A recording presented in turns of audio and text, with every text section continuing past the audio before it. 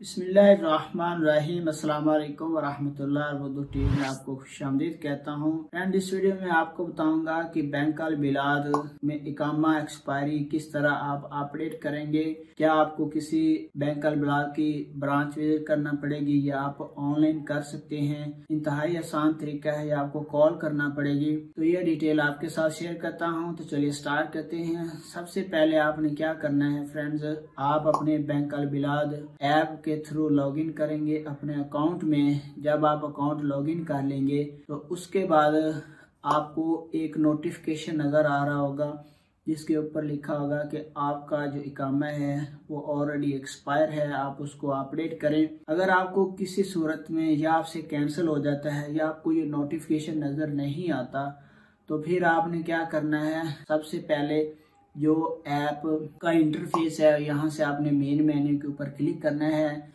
जब आप main menu के ऊपर क्लिक करेंगे तो नीचे आपने प्रोफाइल में जाना है। प्रोफाइल के ऊपर टैप करेंगे तो टैप करने के बाद फिर एक छोटा सा इंटरफेस शो होगा। नीचे आपने इकामा एक्सपायरी अपडेट का ऑप्शन आपको नजर आ रहा होगा, आपने इसके ऊपर क्लिक करना है। जब आप इसके ऊपर क्लिक करेंगे तो आपके सामने एक छोटी सी और विंडो ओपन होगी जिसमें लिखा होगा इकामा एक्सपायरी अपडेट, और साथ में नीचे बटन होगा अपडेट का, आपने इसके ऊपर टैप कर देना है। जब आप इसके ऊपर क्लिक कर देंगे तो फ्रेंड्स फौरन ही आपको मैसेज आ जाएगा कि आप अपना इकामा अपडेट सक्सेसफुली अपना इकामा अपडेट कर चुके हैं। मोबाइल पे भी मैसेज आ जाएगा और ऐप में भी आपको नोटिफिकेशन नज़र आ जाएगा।